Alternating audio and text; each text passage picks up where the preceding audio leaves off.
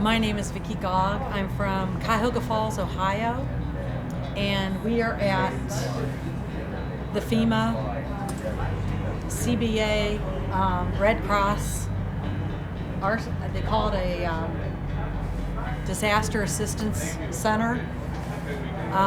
This is the first major disaster where we've had FEMA, SBA, and the Red Cross all under one tent that I have ever.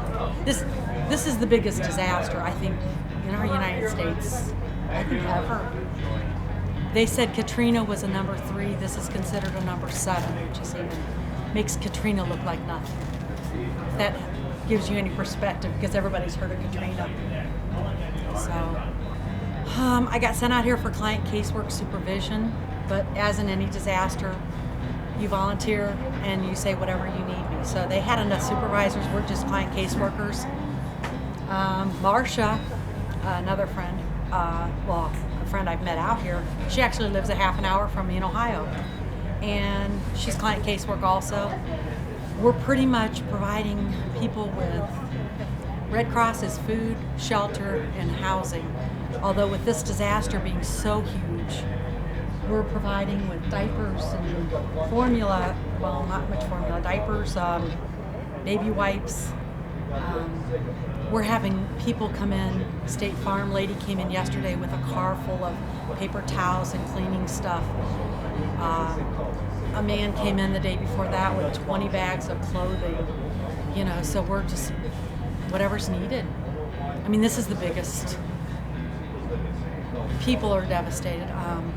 One lady was out yesterday, had been rescued from her attic the day after the storm. The day after. I mean, I just can't even imagine. There are times in which FEMA people and us have to go outside and just cry a little bit and then come back in so we're ready to go again. It's heartbreaking. But it's what we volunteer for, and that's why we're here, and I'm thankful that I am in a position where I can help other people.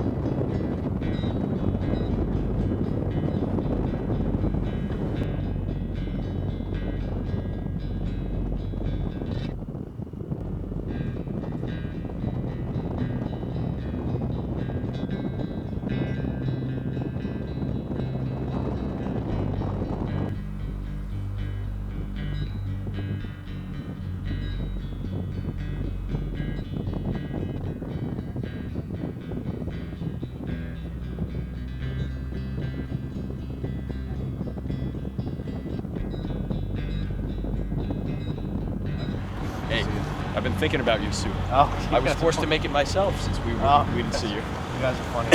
we got chicken noodle and we got a vegetable soup. Oh. We can give you a little bit of both, and I got other snacks for you. That is awesome. You're gonna be around? Yeah, I'll be hanging here for a while. Yeah. So is there anything else random you guys might need that I can get for you? No, you know what? The best thing. These guys will hang out.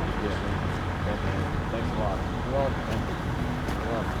I'm sorry, this is Stephanie. She's from Rutgers. She's trying to help raise awareness of what's Hi. going on. How you doing? So I was just showing her around and telling her kind of what's happened over the last couple of weeks here and that sort of thing. I was hoping I get to run into you because he's the most eloquent example of a resident here, and he's kind of been through it all.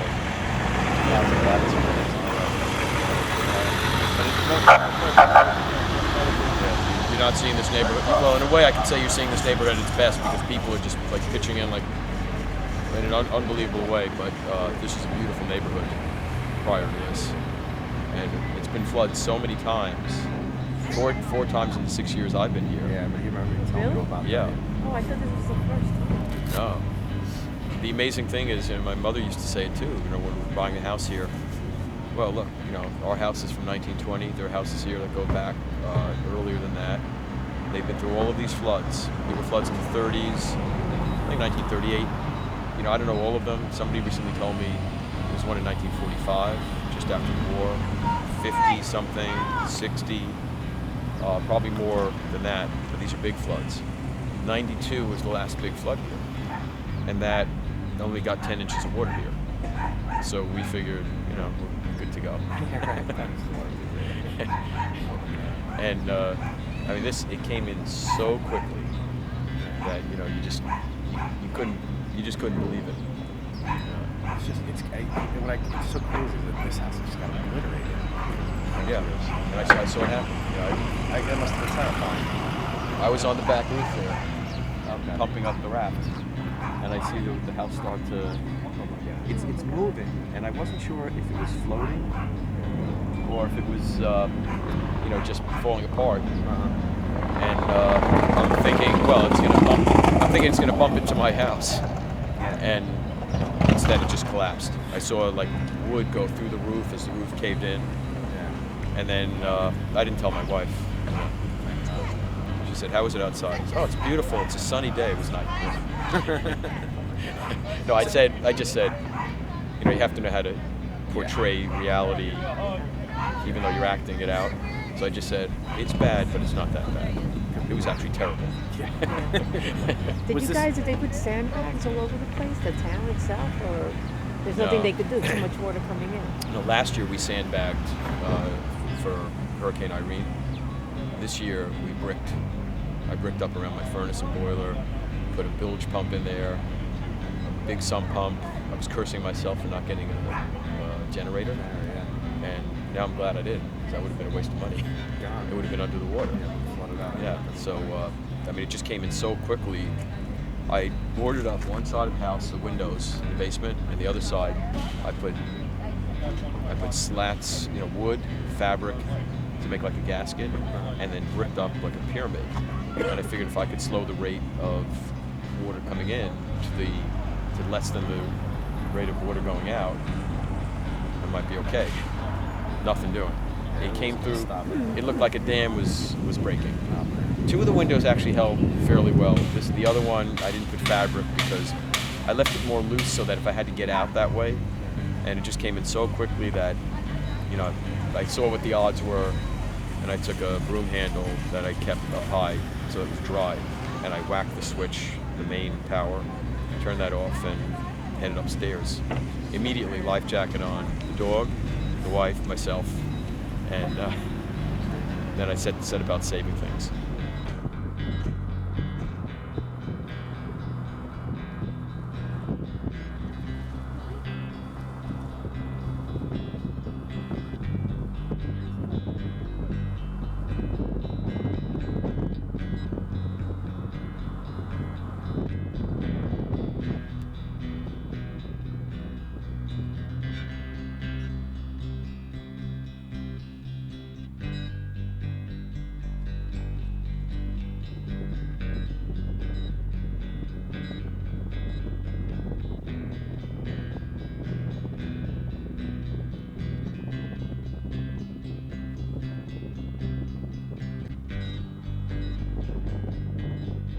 The little things we take for granted, It just, people think, oh, you're with the Red Cross, oh, that's so great of you. But there's hundreds of people that just give up their time, their life, their family, You really don't think about it. You're giving up your family for a week, for 2 weeks. Most people commit to 3 weeks. Christmas, most people are Christmas shopping. But there are hundreds of people here to help with this disaster. A lot of them haven't even started their Christmas shopping. Luckily, I started early, but I'm going to get home a week before Christmas and hopefully get the rest of it done. And if not, people have to understand. People here, people in this community even have donated so much clothes, and somebody donated toys and stuff are getting donated. A couple came in and they had a 9-year-old and they lost everything. How do you explain to a 9-year-old? It just breaks your heart. Somebody came in and donated an Xbox 360. It's a used one, but still, it's a game. I gave it to that family. I said, this was donated. It's not Red Cross. It was just donated by somebody within the community. The lady started to cry. She said, her son lost all his toys, everything. Black mold kicks in within a week. You can't save it. And that's like giving him $1 million. Those little things that we all take for granted. You know, the guy came in today with a double stroller. You know, he doesn't need it. His kids are grown. He's just sitting in his basement. But somebody has 2 kids and, you know, they've lost everything or black mold or been flooded. That's everything to them. You know, what we take for granted in our society is unbelievable. You know, the little things, you know. The Italian people came in, they've lived in Staten Island their entire life, born and raised here. They've lost, their house can be repaired. The pictures of their children when they're little, they're gone, they're done. How are you going to repair those? I mean, it's heartbreaking. So you wonder why people do this? That's why. You go to one disaster and you're kind of hooked. I mean, look how you've changed somebody's life, the little things, you know? And you get the nicest people. You know, so I'm in supervision. So what? I'm a volunteer just like everybody else. I'm not in supervision on this job. I'm just a regular employee. No, it doesn't matter what position you hold within the Red Cross. You're still volunteers, people helping people to help others. And isn't that what life's all about?